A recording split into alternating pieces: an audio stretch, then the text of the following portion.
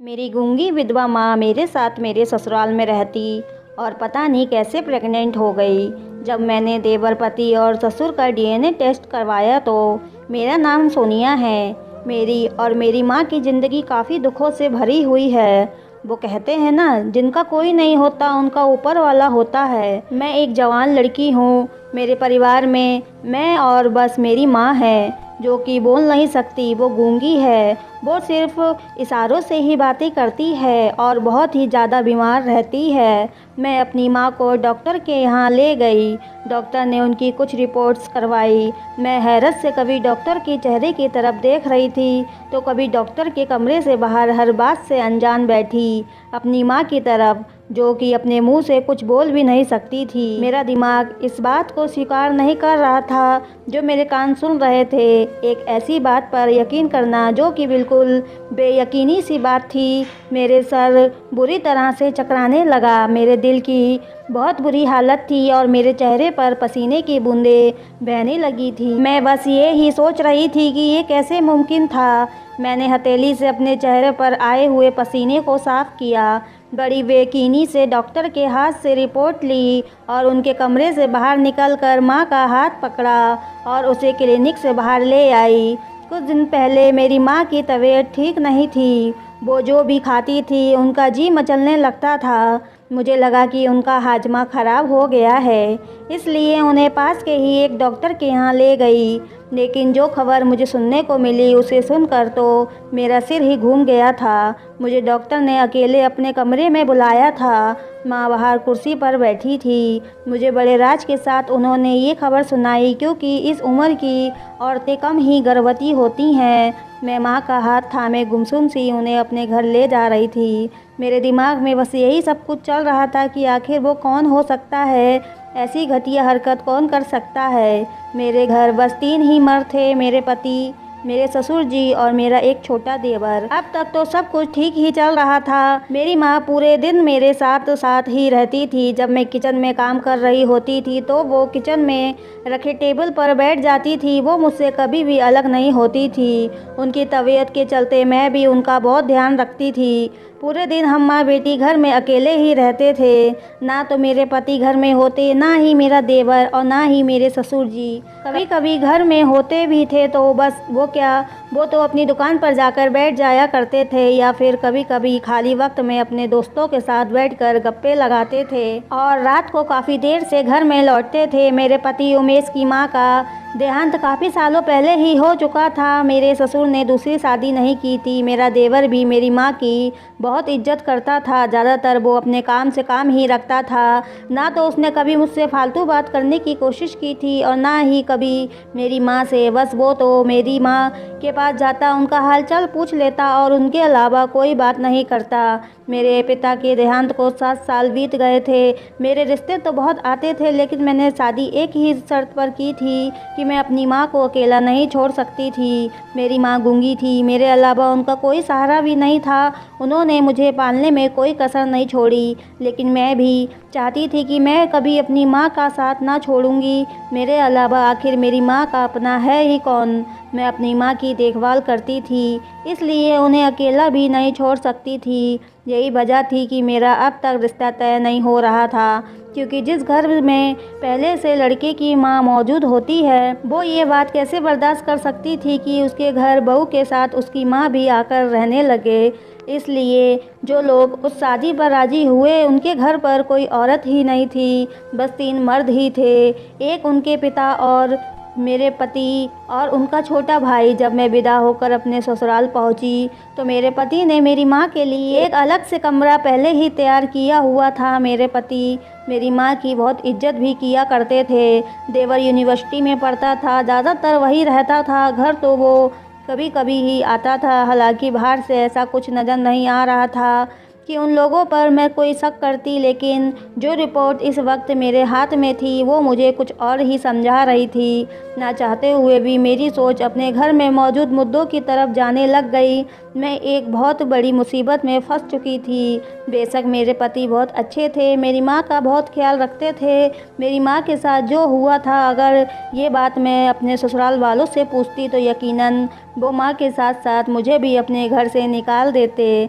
मैं बहुत परेशान थी। जब घर पहुंची तो मैंने माँ को कुछ भी नहीं बताया। उन्हें जैसे ही ये खबर सुनाती उनका तो शायद ये सुनकर बीपी हाई हो जाता। वो पहले से ही ब्लड प्रेशर की मरीज़ हैं। मेरा दिमाग बिल्कुल ही काम करना बंद कर चुका था। किस पर मैं शक करती, कौन था जो ऐसी घटिया हरकत कर रहा था। घर पहुंचकर चकराते सर के साथ मैं अपनी माँ के कमरे में ही उनके साथ बैठ गई।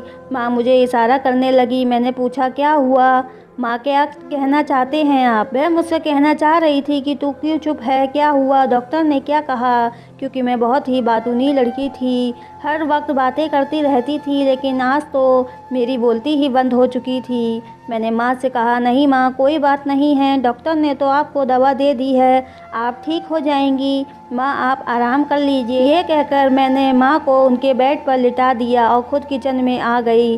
खाना तैयार करते हुए भी मेरा दिमाग लगातार अपनी माँ की तरफ ही था। वो बोल तो नहीं सकती थी, लेकिन समझती तो सब थी। उनको महसूस भी सब कुछ होता होगा कि आखिर कौन उनके करीब आता है, कौन हो सकता है, मेरे ससुर जी या फिर मेरा देवर। मैं सोच सोच कर परेशान हो रही थी। मेरा सिर दर्द से बुरी तरह फटा जा रहा था। मुझे कोई भी बात समझ में नहीं आ रही थी कि आखिर मैं क्या करूं, किससे बात करूं। मेरे पति तो अपने पिता और भाई के बारे में कभी ऐसी कोई बात बर्दाश्त नहीं कर सकेंगे, और माँ से कैसे बात करूं, कैसे बताऊं उन्हें। जब उमेश ऑफिस से वापस आए तो मेरे लिए एक फूलों का गुलदस्ता लेकर आए, लेकिन मैं मुस्कुरा भी नहीं सकती थी। मैं जिस मुसीबत से गुजर रही थी वो मेरे लिए बर्दाश्त करने लायक ही नहीं था। मुझे चुप देखकर उमेश मुझसे कहने लगे, क्या हुआ, चुप क्यों हो, तबीयत तो ठीक है ना तुम्हारी? मैं क्या जवाब देती। मैंने कहा कि मेरे सर में बहुत दर्द है। कहने लगे, खाना खा लो फिर दवाई खा लेना। मैं सोच रहा था कि खाने के बाद हम शॉपिंग पर चलेंगे, लेकिन तुम्हारी तबीयत ठीक नहीं है, इसलिए तुम आराम करो। खाना खाकर मैं अपने कमरे में आ गई। माँ की रिपोर्ट्स अलमारी में छुपा दी ताकि उन्हें कोई देख ना ले। मैं ये जानना चाहती थी कि आखिर माँ के कमरे में आता कौन है। रात को जब उमेश कमरे में आए तो मैंने कहा कि माँ की तबीयत कुछ ठीक नहीं है। वो मुझसे माँ के बारे में पूछने लगे, क्या हुआ माँ को? मैंने कहा कि उमेश, आज रात मैं माँ के साथ सोना चाहती हूँ, उनकी तबीयत ठीक नहीं है। मेरी बात सुनकर उन्होंने एतराज़ तो नहीं किया। वो कहने लगे, इसमें पूछने वाली क्या बात है, तुम जाओ अपनी माँ का ख्याल रखो। उमेश बहुत अच्छे इंसान थे। मुझे कभी भी मेरी माँ के मामले में उन्होंने मेरे साथ किसी भी तरह की कोई सख्ती नहीं की थी। मैं माँ के साथ उनके कमरे में जाकर लेट गई। माँ सो रही थी, लेकिन नींद में उनकी जो घबराहट थी वो मुझे महसूस हो रही थी। माँ की घबराहट देखकर तो मेरे होश उड़ गए। उनका मतलब था कोई रात को मेरी माँ के पास आता है और उनके साथ यही सब सोचकर मैं पूरी रात सो नहीं पाई। रात भर कोई कमरे में आया भी नहीं था। सुबह नाश्ते के बाद उमेश और मेरा छोटा देवर घर से चले गए। मेरे ससुर जी अपने कमरे में चले गए। मैं माँ को अपने कमरे में ले आई। मैंने माँ से पूछा कि रात को उनके कमरे में कौन आता है। जो कुछ मेरी माँ ने बताया मेरे होश उड़ाने के लिए काफ़ी था। उन्होंने इशारा करते हुए मुझे बताया कि कोई आदमी आता है और उन्हें नशे की गोलियां सुंघाकर बेहोश कर देता है। उसके बाद उन्हें कोई होश नहीं रहता कि उनके साथ क्या हुआ। माँ को भी नहीं पता था कि वह आदमी कौन है। मेरा पहला शक मेरे ससुर पर गया।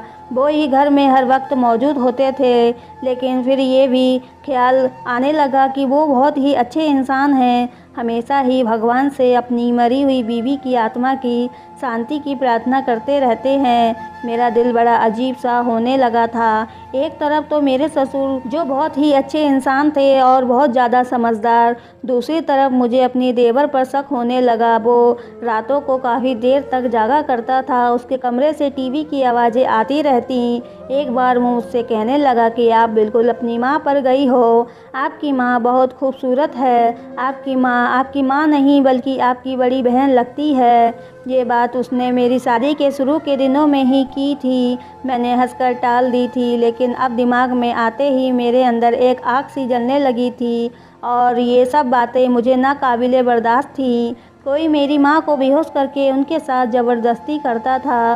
मेरी माँ को महसूस होता था कि उनके साथ कुछ गलत काम किए जा रहे हैं। लेकिन वो बेहोशी में होती जा रही थीं।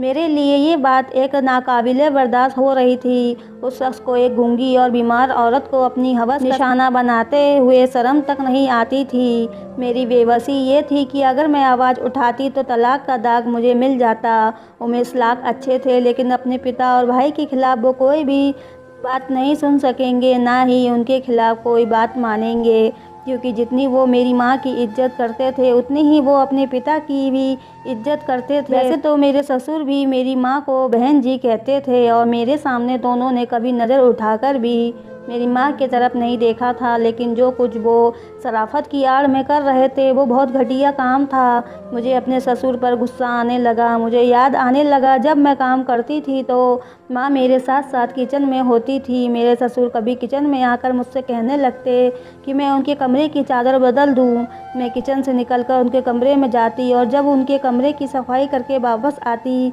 तो वो किचन में अपने लिए चाय बना रहे होते। जब मैं किचन में आती तो कहते, मैंने सोचा तुम थक गई होगी इसलिए मैंने खुद ही चाय बना ली।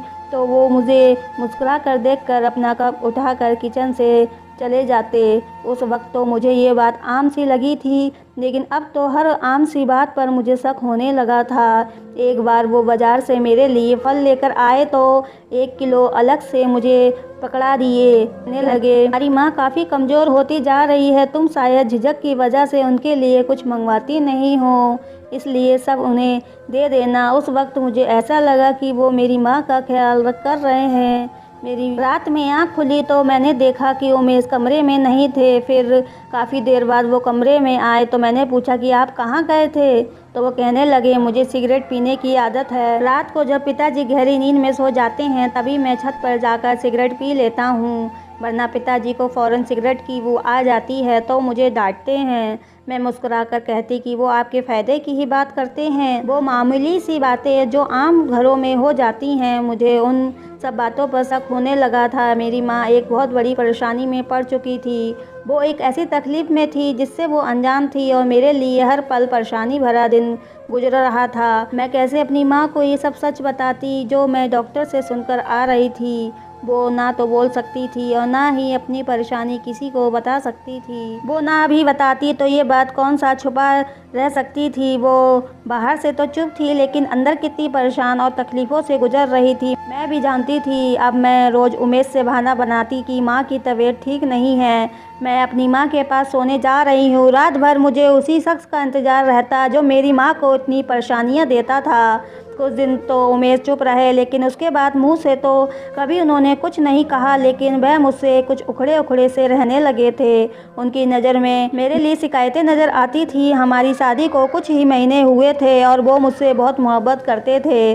दिन भर वो ऑफिस में गुजारा करते, तो रात को वो कुछ वक्त मेरे साथ बिताना चाहते थे, लेकिन मैं खुद जिस दिमागी उलझन का शिकार थी मुझे उमेश की उस ख्वाहिश का भी एहसास नहीं था। और अब तो मैं उनके काम करना भी भूल जाती थी, यहाँ तक उमेश के कपड़े भी प्रेस करना भूल गई थी। वो पहले ही मुझसे उखड़े हुए थे, फिर वो सुबह ऑफिस के लिए लेट हो गए तो गुस्सा के मारे खुद ही अपने कपड़े प्रेस करने लगे।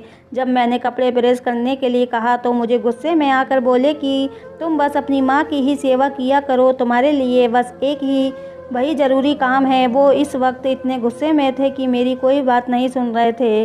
मैंने कहा कि नाश्ता कैसे बना है, तभी वो बिना नाश्ते किए ही ऑफिस चले गए। मैं अपनी माँ की वजह से बहुत परेशान थी।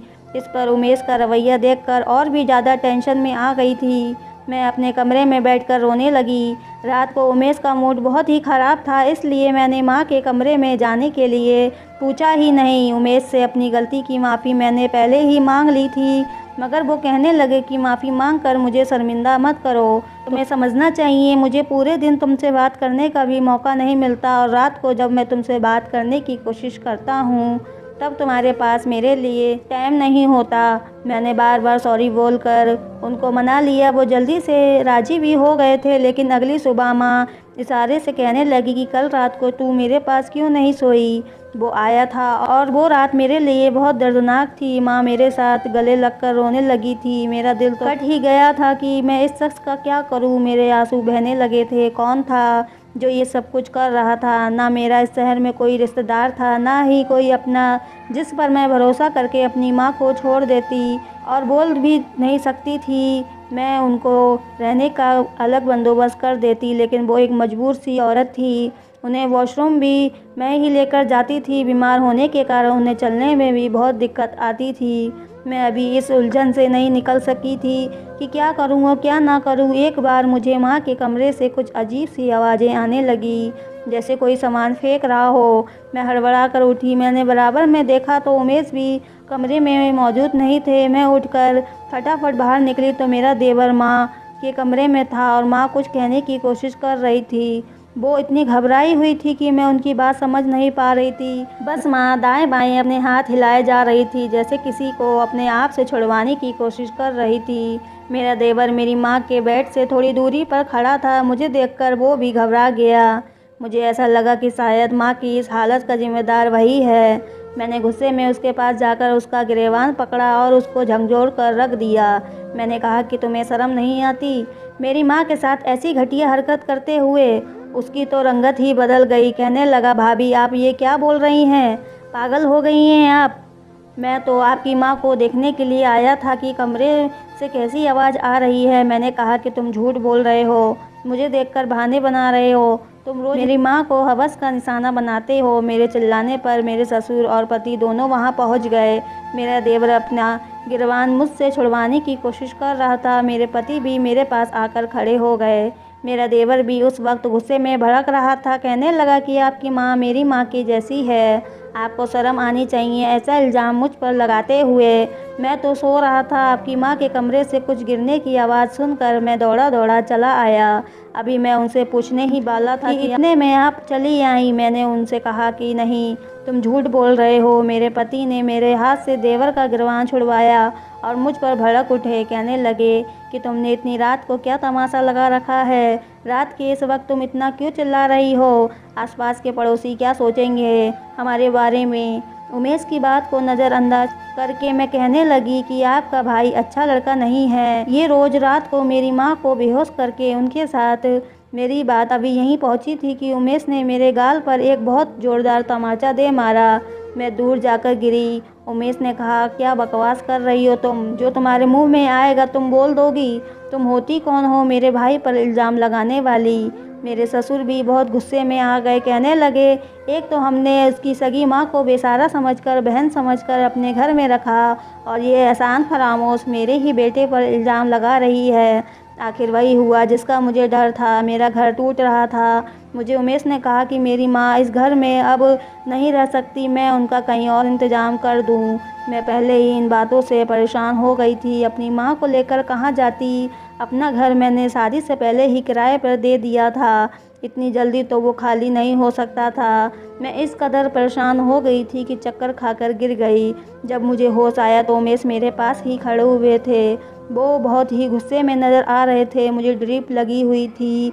डॉक्टर उमेश को मेरा ख्याल रखने की बात कर रही थी। वो बिल्कुल खामोश थे। मेरी ड्रिप ख़त्म होते ही वो लोग मुझे घर ले आए। मुझे कमरे में ले जाकर बैठा दिया गया। खुद भी मेरे सामने बैठकर कहने लगी कि जो घटिया इल्ज़ाम तुमने मेरे भाई पर लगाया है, अगर तुम अपनी माँ का इंतज़ाम नहीं करती तो मैं तुम्हें रात को ही तलाक देकर तुम्हें घर से निकाल दूँगा।